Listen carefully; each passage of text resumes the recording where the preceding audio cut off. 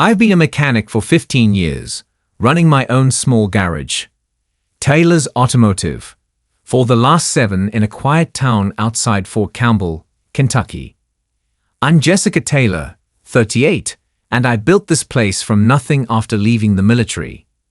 My garage isn't fancy, but I've earned a reputation for honesty and quality work. Veterans get a discount, and I'm known for being fair with pricing. My small team consists of myself, my assistant manager Marcus Wilson, and 2 other mechanics, Ethan Parker and Danny Rodriguez. Last year, I took on a huge loan to expand the garage with state-of-the-art equipment. Business was steady but tight with the new debt. Still, I loved what I did. My hands were perpetually stained with oil. My overalls were worn at the knees. But I fixed vehicles with the care and precision I'd learned in the Army motor pool. One Tuesday in October, a shiny black 2023 Ford Mustang GT rolled into my lot. The driver, a tall man in his 40s with a military haircut and an expensive watch, stepped out like he owned the place. He introduced himself as Colonel Richard Brooks. His handshake was too firm, his smile didn't reach his eyes, and he immediately asked to speak to the owner, not just a worker. When I informed him that I was the owner, his eyebrows rose slightly. "You're the mechanic." The way he said it made it sound impossible. "I'm the owner and head mechanic," I corrected, wiping my hands on a rag. "What seems to be the problem with your Mustang, sir?" He explained that the car was making a strange noise and the steering felt off. But he kept looking past me, as if expecting a man to appear and take over the conversation. "I need this fixed by tomorrow. I have an important meeting with the base commander." I told him our standard turnaround was 2 to 3 days depending on the issue. "That won't work for me. I'm Colonel Brooks. This needs priority." That was the first red flag. In my experience, real military leaders don't pull rank in civilian settings. But I agreed to take a look right away to diagnose the problem.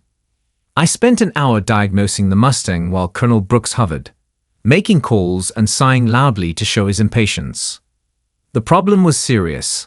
The power steering pump was failing, and there was an issue with the front suspension that could become dangerous. "It'll take at least 2 days to order parts and complete the repair properly," I explained. "This isn't something I can rush without compromising safety."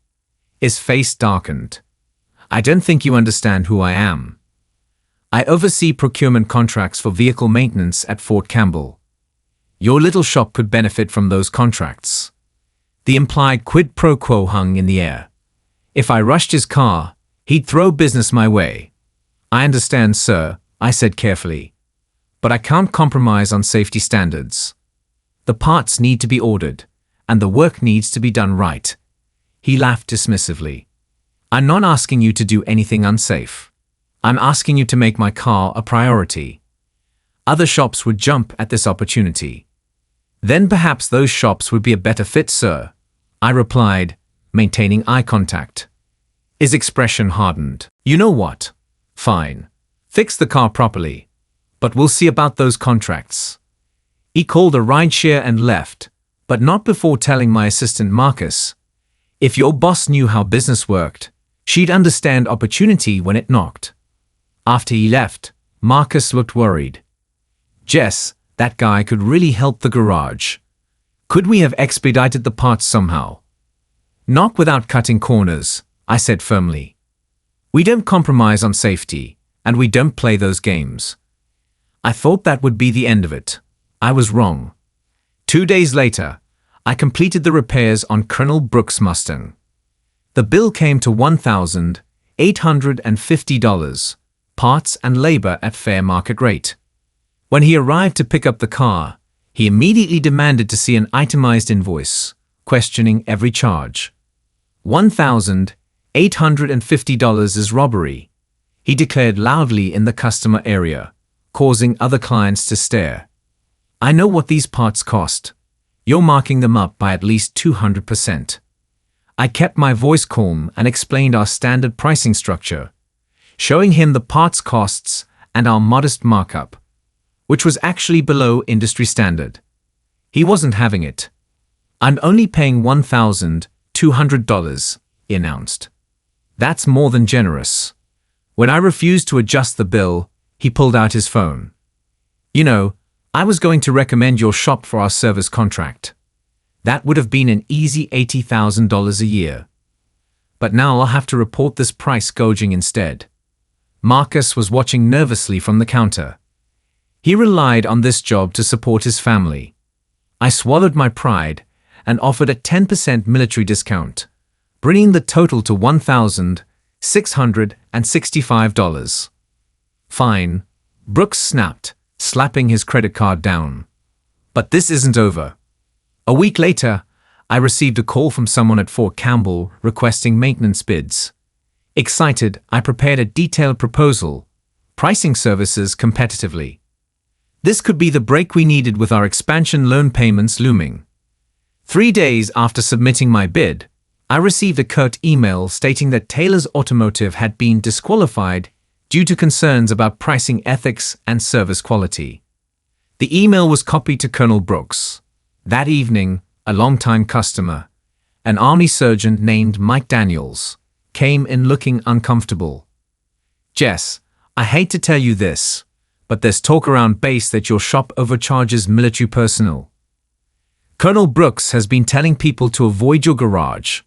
Some guys are even canceling appointments." My stomach dropped. 5 customers canceled that week alone. By December, business had dropped by 30%. I had to reduce Ethan's hours, and we were struggling to make the loan payment for the new equipment. The rumors had spread beyond the base. Someone had posted negative reviews online mentioning price gouging and poor quality work, using suspiciously similar language to Colonel Brooks. Then came the final straw. Laura Miller, the wife of a deployed soldier, brought in their family minivan. It needed a new transmission, an expensive but necessary repair. I gave her our military family discount and even offered a payment plan. 2 days after completing the work, Laura called in tears. "Jessica, I'm so sorry. Colonel Brooks is my husband's commanding officer. He found out we brought our van to you and told James that your work is substandard and dangerous. He's making James feel like he put our family at risk by letting me bring the van to you. We can't afford another repair, but I don't know what to do." That night, I sat at my desk after everyone had gone, staring at the bills. We wouldn't make it another 3 months at this rate. I considered calling Colonel Brooks, maybe apologizing, even though I'd done nothing wrong. Maybe I could salvage something. Then I noticed the security camera footage still open on my computer, from when I was checking something earlier. An idea formed. I wouldn't be bullied out of the business I'd built. It was time to fight back. I started by documenting everything. I pulled all records of Colonel Brooks' repair, including parts invoices, labor hours, and security footage showing the condition of his vehicle upon arrival. I created a detailed comparison showing our prices against 3 other local shops, proving we were fair and competitive. Next, I reached out to my old Army network. I'd served 8 years before starting my business, and I still had connections. My former commanding officer, now retired Major Linda Roberts, had contacts at the Inspector General's office. "This isn't right, Jess," Linda said after hearing my story. "This sounds like abuse of power and possibly procurement fraud if he's influencing contracts based on personal grudges." Through Linda, I learned something interesting. Colonel Brooks had only been at Fort Campbell for 9 months. Before that, he'd been asked to leave his position at Fort Benning under unclear circumstances. Meanwhile, I made a bold move. I created a special transparency policy for my shop. Every invoice now included the direct parts cost, our markup percentage, which was lower than industry standard, and a comparison to dealership prices. I posted this policy prominently and sent it to all our customers. I also contacted Laura and several other military families affected by Brooks rumors. "I'm not asking you to get involved," I told them. "But if you were satisfied with our service an honest review would help counteract the false ones. Within days, several positive reviews appeared online. Laura's husband James even reached out from deployment. My CO has no right to dictate where my family gets car repairs. This isn't right. Most surprisingly, Sergeant Mike Daniels brought me a document, maintenance records for the base's administrative vehicles. The previous contractor had been charging nearly double what I had proposed in my bid. And the company's name seemed familiar. Precision Auto Care. A quick search confirmed my suspicion. The owner was Robert Brooks, Colonel Brooks' brother. Armed with documentation, I filed a formal complaint with the Army Inspector General's office, alleging abuse of power and potential procurement fraud. I included everything: the repair records, comparative pricing, the suspicious contract award to his brother's company, and statements from affected military families. 2 weeks later, I received a call from Captain Teresa Washington from the IG's office. "We're investigating your complaint, Ms. Taylor. This isn't the first issue with Colonel Brooks. Could you come to the base tomorrow to discuss this further?" The meeting was tense but productive. Captain Washington and her colleague, a stern-faced Major Williams, reviewed my documentation carefully. "We've already spoken with several of the families mentioned in your report," Captain Washington said. "Their statements corroborate your account." The next day, Colonel Brooks stormed into my garage, face flushed with anger. "You filed a complaint against me," he shouted, loud enough for everyone to hear. "Do you have any idea what you've done?" I noticed Marcus discreetly pressing the record button on our security system. "I filed a truthful report about your behavior, Colonel," I replied calmly. "If the Army is investigating, that's their decision, not mine." "You'll regret this," he hissed, leaning over the counter. "I have friends in places you can't imagine. Your little shop won't survive the month." "Is that a threat, sir?" I asked, making sure my voice was clear for the recording. He must have realized he'd overstepped, because he straightened up and adjusted his jacket. "It's a prediction. Good luck with your fading business." He turned and walked out. That evening, my email dinged with a message from Captain Washington. "We need to speak again. Colonel Brooks' brother's company has been suspended from all contracting pending investigation. And we received interesting footage from today." The Army moved quickly. Within 3 weeks, I was called to attend a meeting at Fort Campbell headquarters. Present were Brigadier General Thomas Hayes, Captain Washington, Major Williams, and 2 civilian officials from the Army Audit Agency. Colonel Brooks sat stone-faced on the other side of the conference table, flanked by a military attorney. General Hayes spoke first. "Ms. Taylor, thank you for bringing these matters to our attention. Following a thorough investigation, we've confirmed several troubling findings." The general outlined what they discovered. Colonel Brooks had indeed steered contracts to his brother's company, which had overcharged the base by approximately $145,000 over 18 months. He had used his position to spread false information about my business after I refused to give him preferential treatment. And perhaps most damning, they'd found evidence that this wasn't his first offense. At Fort Benning, Major Williams explained, Colonel Brooks was relocated after similar allegations emerged, but the complainant withdrew under pressure. The matter was handled quietly to avoid embarrassment to all parties. Colonel Brooks' attorney tried to interject, but the general held up his hand. "The evidence is clear, Counselor. The security footage from Miss Taylor's garage, the documented pattern of behavior, and the financial records leave little room for interpretation." Then came the moment I never expected. General Hayes turned to me. "Miss Taylor, the United States Army owes you an apology. You operated your business with integrity while facing undue pressure and retaliation from an officer who failed to uphold our values." He slid a folder across the table. "This is a new request for proposal for vehicle maintenance services. We encourage you to submit a bid. This process will be overseen directly by my office to ensure complete fairness." Colonel Brooks stood up abruptly. "This is absurd. She's one mechanic with a tiny shop. She can't possibly handle the volume. Sit down, Colonel, the general ordered sharply. Your judgment on this matter is neither required nor welcome at this point. The colonel's face went white as he slowly lowered himself back into his chair. As for you, Colonel Brooks, the general continued, you are relieved of your procurement duties effective immediately. Further administrative and potentially criminal proceedings will follow. That meeting changed everything. Colonel Brooks was transferred out of Fort Campbell pending a full investigation, which eventually led to his early retirement, a polite way of forcing him out without the spectacle of a court-martial.